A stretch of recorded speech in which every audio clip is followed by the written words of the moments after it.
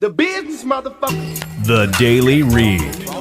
Your source for news, politics, sports, and all things trending. Here's your host, Marcus Gentry. The Confederacy never had the head of the body removed from it.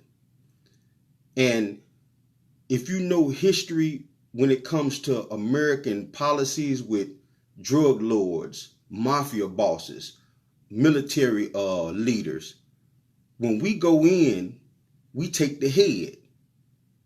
The body bumps around a little while, and then we pacify. Japan, when we dropped the bombs, they surrendered. And then we went in, pacified them. Now they selling us some of the top brand TVs in the world. Germany, Adolf Hitler. The man wanted to start a blonde-haired, blue-eyed race of supermen. We went in, destroyed him in a bunker. My mother went to Germany a few years back, and she said, son, it's so many black people in Germany, it almost looks like America. Welcome to the Daily Read, and I am your host, Marcus Gentry. That was 4 years ago. I just got this podcast started, and I was just diving into politics. I've been about politics for a long time. I always found it fascinating because I like to read, and now since I'm in my truck, I do my audio books and listen to the news and music and stuff like that. But they never cut the head off the snake of the Confederacy. And I'm gonna leave a link to that show in the description, because like I said, that was 4 years ago. I saw it coming. I was looking at the news the other day, and we was talking about Donald Trump going to trial and saying he has presidential immunity. Now, he's not going to make the next presidency run. They're going to put a stop to that. But I'm going to talk about Nikki Haley, who I predict this time is going to go up against Joe Biden. Now remember, when you watch that show and some of my older stuff that I did the first year that I started this podcast, you will notice that a lot of my predictions came true about Joe Biden, about Donald Trump, because I like to study the history on this stuff. And the history on it is that, like I said at the intro, we never cut the head off the snake.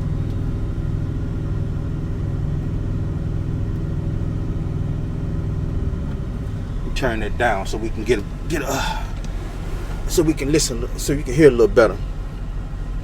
You see, that whole 14th Amendment thing that they got going on, where president's immunity and all of that stuff, Nixon strained it when he did what he did. But the reason why they put certain things in that Constitution is because after the Civil War, they never hung these men. They never put them in prison for the rest of their life. These men and women who started the first major insurrection, the first Civil War, were locked up for a year or two. All the heads of state, all of the people that started their own government, they got locked up for like 2 years, and they were forced to sign papers saying they would never take up arms against the United States, and they would never get back into government. The problem with that is they went back home as heroes. And then you start seeing these statues popping up everywhere, Confederate statues. They lost. They don't supposed to have a Confederate statue of them. They're insurrectionists. Basically, they rewrote history.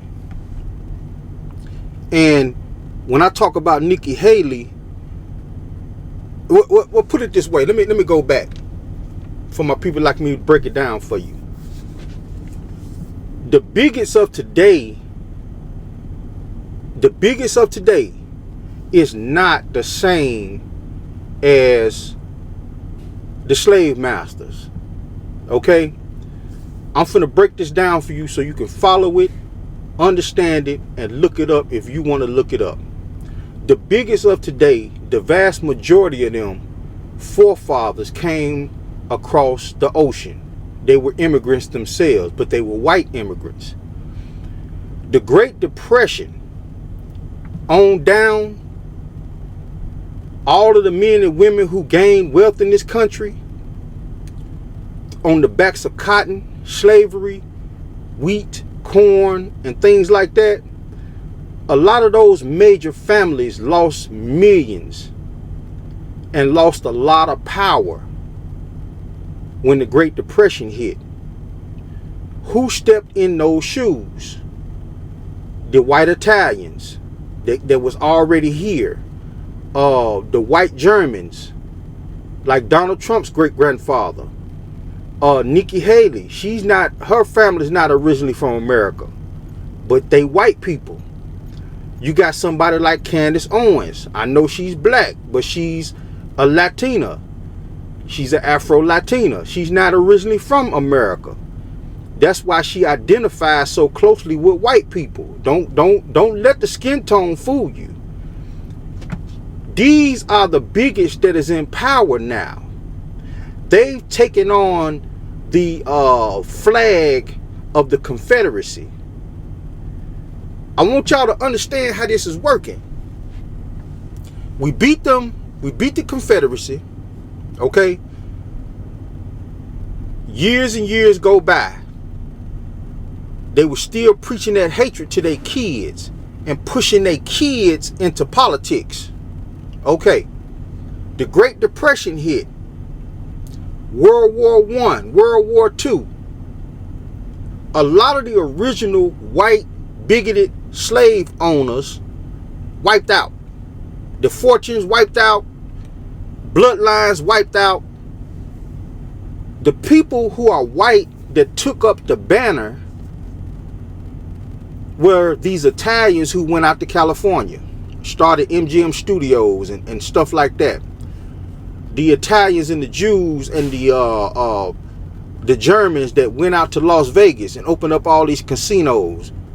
You know, you hear about Trump all the time and his father, big moguls in New York, trying to deny black people an opportunity to get housing.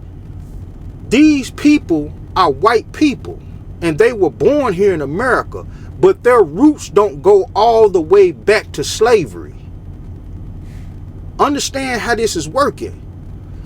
I'm going to put it to you another way. Jesus was a Jew, right? He was Jewish. He was the king of his people. Christians took the teachings and the name of Jesus and started Christianity, which is now the biggest religion on the planet. It even overshadows Islam now. Same thing is going on with these people. When you look at Marco Rubio, the other guy, Ted Cruz, these people are not, they white, but they're not the former slave owners. They're not the people that enslaved. They got bigotry. Look at the guy that's running against Trump right now from Florida. That guy's not he's an American now, and he's a white Latino, but his people didn't come here across on them slave ships. The people who have taken up the banner of bigotry in this country are second and third generation foreigners themselves. This is odd, and it's kooky. It's odd and it's crazy, but I seen this coming. Let me go further into this. I want y'all to go back. Like I said, I'm gonna leave the description of the show. So you know, I can give you examples of mafia bosses and mafia syndicates where the FBI go in, incarcerate the top head, the mob leader, and 2 or 3 of his lieutenants, and the rest of the mob is dead. They just floating around. They junkies. They turn into junkies. They go around doing petty crimes. You know, these people are basically dysfunctional. 1865, when Lee surrendered to Grant, they'll talk to you about, you know, how dignified he rode in and, you know, surrendered and signed the papers over. What they don't tell you in the history books that you can find out yourself is the Confederacy, they sent these people home. You know, you had to turn in your muskets, you had to turn in your weapons, and they sent you home. The leaders of the Confederacy, they detained. They locked them up for a year or two. And when they locked these people up, after a year or two, they made them sign papers saying that they would never rise against the United States again. They'll never take up arms against the United States again. And they can never go back into government.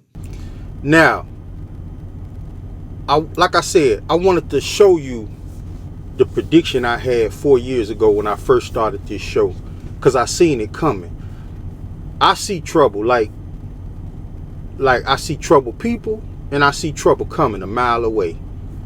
You know, whether it's females, guys, people you hang with, family members, I see it. Like, I don't know how. It's just like it's there. Like it's an aura around people. I seen this. Donald Trump is riding off the backs of the Confederacy, and his people, his forefathers wasn't even a part of the Confederacy.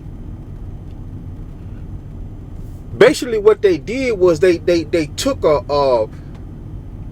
and combined Nazism and the bigotry of the Confederacy. That's why you got neo-Nazis. They took the Nazism and then they took the rebel flag, combined it, and they just got hatred in their heart for minorities. And half of these people are black Latinos. It's crazy, but it's happening. It's happening right now. And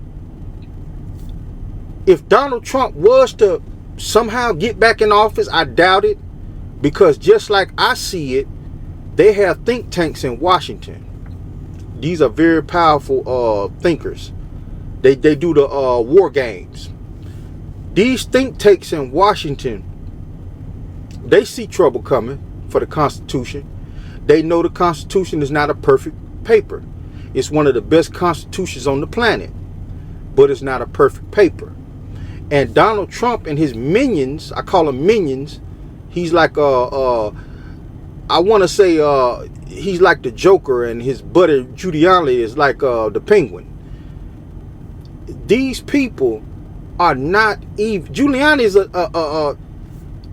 he's an Italian. Yeah, he locked up Italians, but he's an Italian.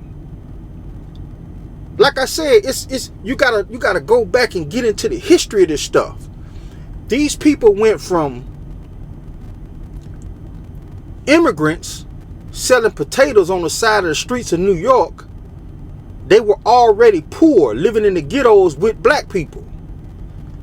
When the Great Depression hit, they saw a way to rise up, and they did it. They rose up. They became studio executives. They put their kids in law school. They started major motion pictures. All of these people are not the original racist bigots that kept us in slavery. Go back and look at the history. These people are dangerous though. Because like I said, they've combined the Nazism of Adolf Hitler's Germany with the Confederacy bigotry, and they've made a new monster that's going to destroy this country. It's going to destroy it. We're going to take our first break, and when we come back, we're going to talk about what I saw in court, how Trump's lawyers is trying to say he has immunity even if he was to kill somebody. The only way that they can convict him in a court of law is if the Congress was to impeach him first. This is what I said when I said the Constitution is not a perfect document. These people have went in and trying to find loopholes. And these loopholes is going to be dangerous for minorities if the judges go for this stuff. So we're gonna talk more about this and Nikki Haley, because my prediction is Nikki Haley is about to be the next big thing. She's a dangerous woman because she also has bigotry in her heart. But I'm gonna tell you something. She's not a goofball like Donald Trump. She's gonna be dangerous. The business, motherfucker. The Daily Read.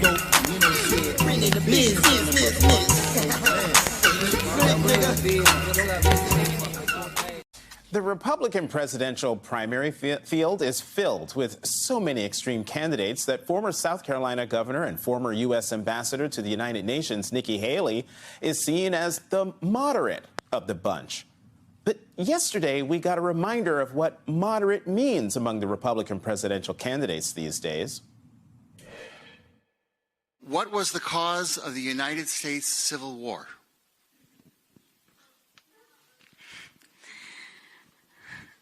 Well, don't come with an easy question or anything. I mean, I think the cause of the Civil War was basically how government was going to run, the freedoms and what people could and couldn't do. Actually, Governor, it was an incredibly easy question. Unfortunately for Haley, her response conspicuously lacked the only correct answer. In the year 2023, it's astonishing to me that you answer that question without mentioning the word slavery. What do you want me to say about slavery? Welcome back, people. I do my breaks in between segments for a reason. I have my show on other platforms, and I have to have space. Even though I don't have commercials on YouTube exactly, I have to have space for iHeartRadio and other platforms that might put a commercial on my videos. So I always make sure that I put some kind of break in there. That way I know exactly where to place. I can go back on my old shows and place a specific commercial or something like that to get monetized. So that's why I have my breaks. But Nikki Haley's dangerous, people. Make no mistake about it. She's dangerous. I looked into her background just like I looked into Trump. Trump's grandfather was a pimp, moved out west, came back to New York, had Trump's father. Trump's father took some of that dirty money and turned into a real estate mogul, passed it on to Donald Trump. These people were immigrants. Nikki Haley, same way. This lady is an American and she's white. She can pass for a normal white woman out of South Carolina, but Nikki Haley is not her family is not originally from this country. These people have picked up the mantle of bigotry because they know the poor white people who used to be the former great grandsons and granddaughters of slave owners like this. Understand how they playing this. They love this stuff. So you got these foreigners talking bad about other foreigners, talking bad about minorities to get the votes of white people who are the descendants of the original slave masters. The original slave masters like Byrd, old man Byrd that they tried to kick out of Congress years ago, he wound up dying and all that. All of them people are a non-factor. Racism now has taken up a whole new shade and tone of people, but they white people. They just not natural. They just not like us. You know, we might be African Americans if that's what you want to call it, but you know, we Americans now. We were born here. So are they. But they're trying to take the mantle of the slave masters and stick their chests out fighting for them, but their forefathers wasn't even nowhere around. Look at the Rashid Swami guy. Look at this guy. His people are Indian. You know, this is some crazy stuff. But I seen it coming. Let's look a little further into this Nikki Haley. Here she was on a New Hampshire radio show this morning. Of course, the Civil War was about slavery. We know that. That's the easy part of it. What I was saying was, what does it mean to us today? What it means to us today is about freedom. That's what that was all about. It was about individual freedom. It was about economic freedom. It was about individual rights. You see how she's trying to go around the subject? You see how she's trying to go around the subject of slavery by saying it was about individual rights? Lady, plain and simple, it was about slavery. And let's go a little deeper into that, because I'm going to give y'all some history facts. Abraham Lincoln really wasn't concerned about the slaves, but he got a tidbit of information letting him know that if a civil war starts, he need to free the slaves. I read that a long time ago. I think I was reading a biography or listening to an audio book of the times in that era where I'm gonna find that manuscript. I'm gonna look it up. But I was reading or listening to an audio book about the Civil War times and how Lincoln had got the idea from Europe that you can't fight against an army that has slave labor. If you free the slaves, now they have an enemy within their midst. Understand how this is going. It was already economic strife between the North and the South anyway. And it was about to come to a head.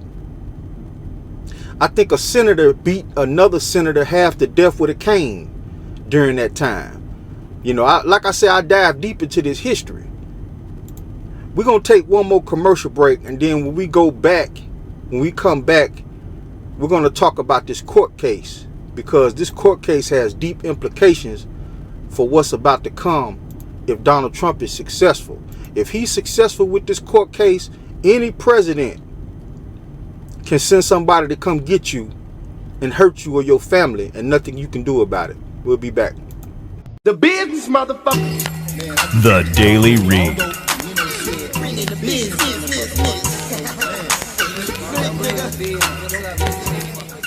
Order SEAL Team 6 to assassinate a political rival.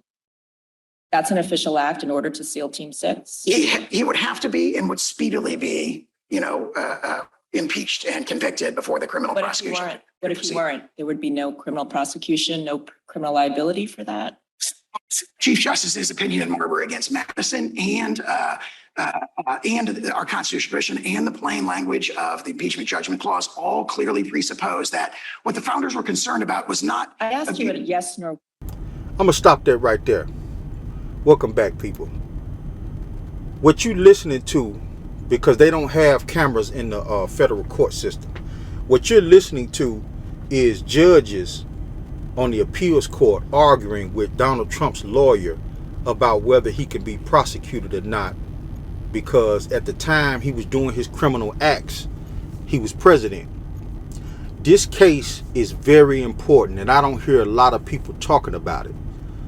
This is a very important case because I'm gonna put it to you like this. If he wins this case,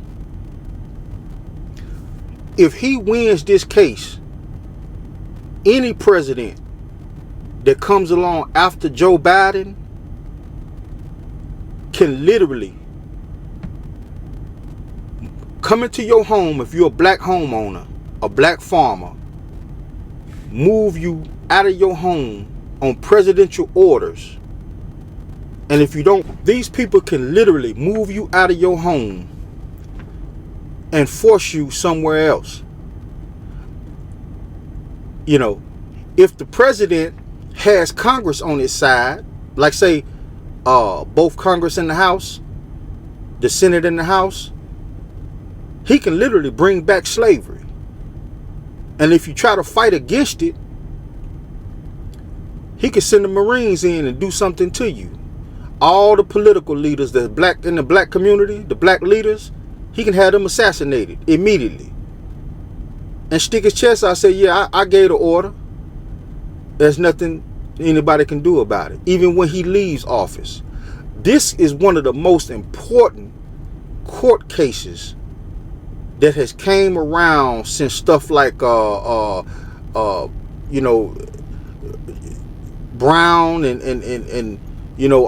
all of the major court cases that changed the landscape of the abortion, the integration into schools and things like that.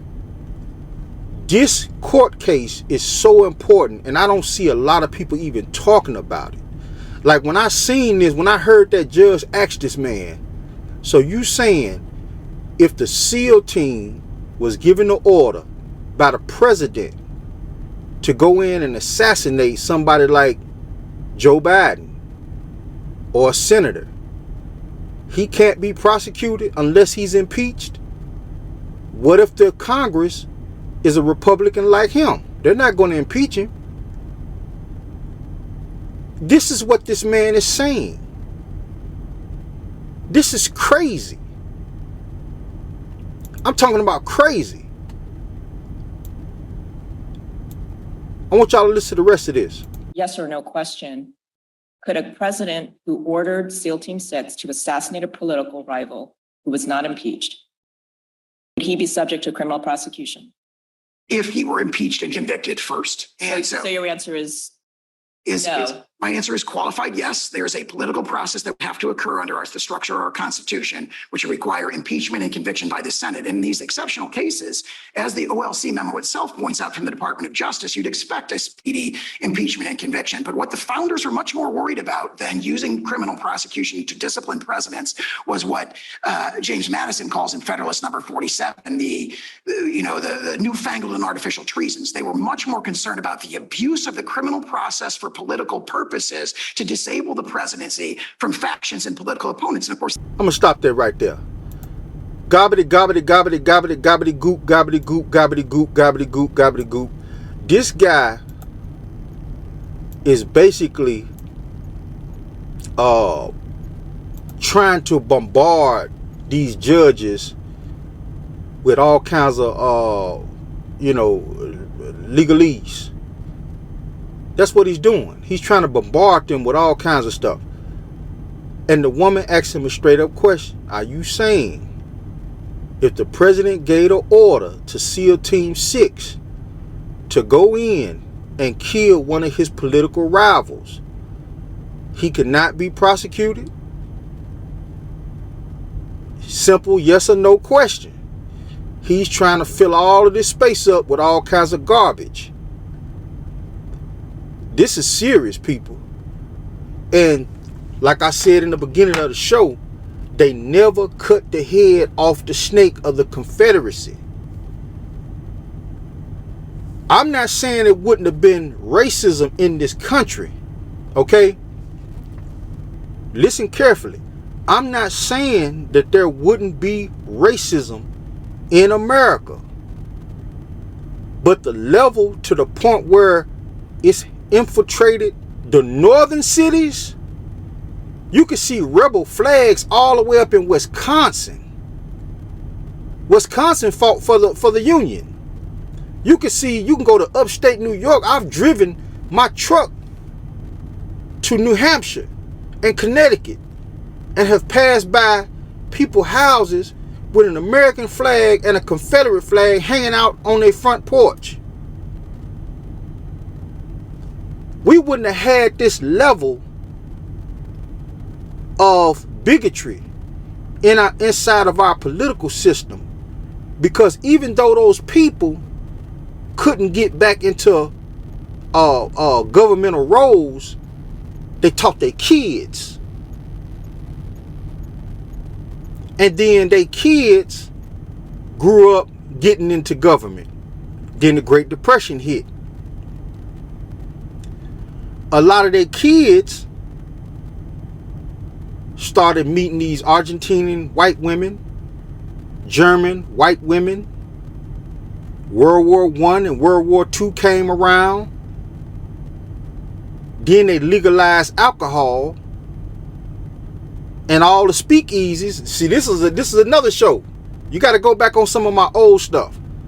Some of the speakeasies that they had that was illegal, once they legalized alcohol, a lot of the Italians became mega rich. They didn't have to bootleg liquor anymore.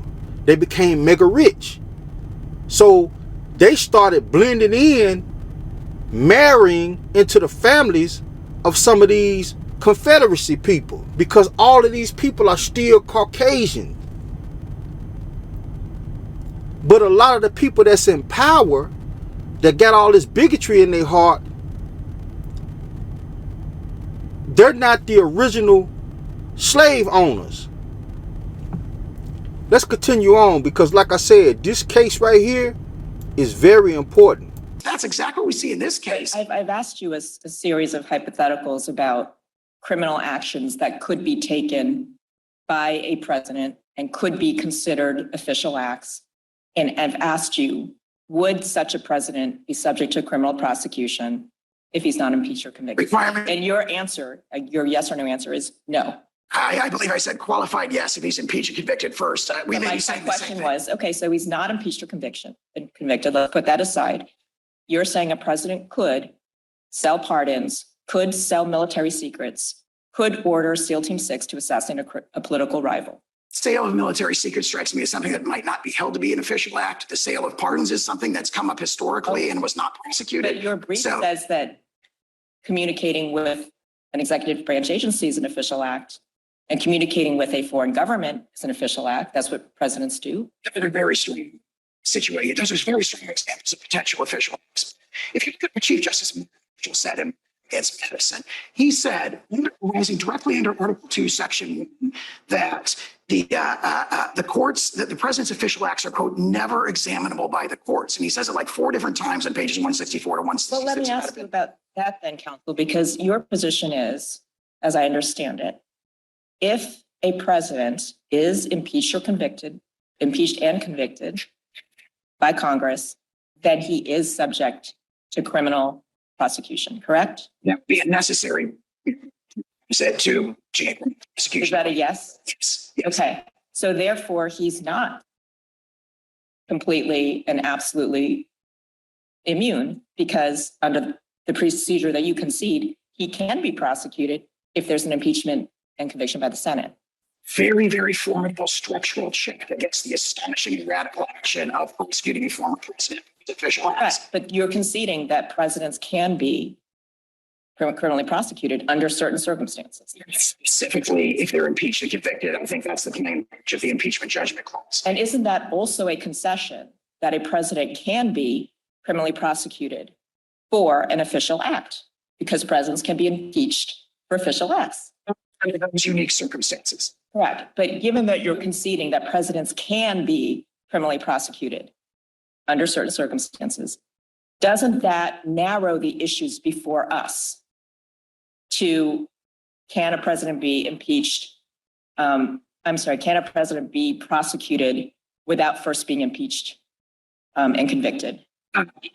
All of your other arguments seem to fall away. Your separation of powers arguments fall away. Your policy arguments fall away if you concede that a president can be criminally prosecuted under some circumstances.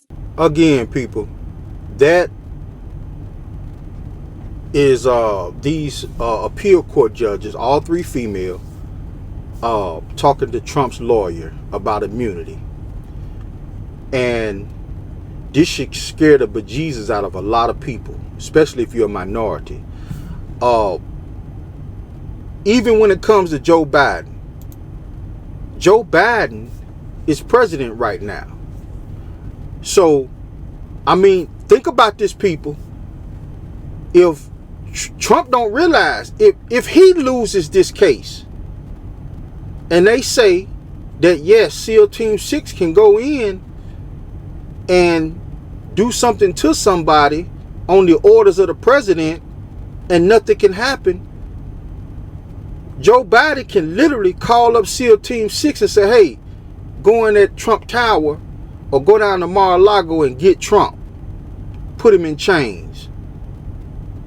And they can do it. And no matter how much you ride in the streets, if you're a MAGA, no matter how much you ride in the streets, there's nothing can be done about it. This is going to have deep implications all the way across the board. I can't even see how the judges would even consider something like this. This is dangerous. We pushing towards that cliff of dictatorship. This is the Daily Read, and I just wanted to bring that to the forefront. Like I said, go back and watch the old predictions. My predictions for this year will be Nikki Haley against Biden, because Donald Trump is too dangerous. But saying that, he's a goofball, which probably makes him worse, because at least Nikki Haley is more conscious of her racism. Some people would think that she's more dangerous, but I beg to differ, because the steps she moves, the steps she makes, she's going to try to stay within the bounds of the law.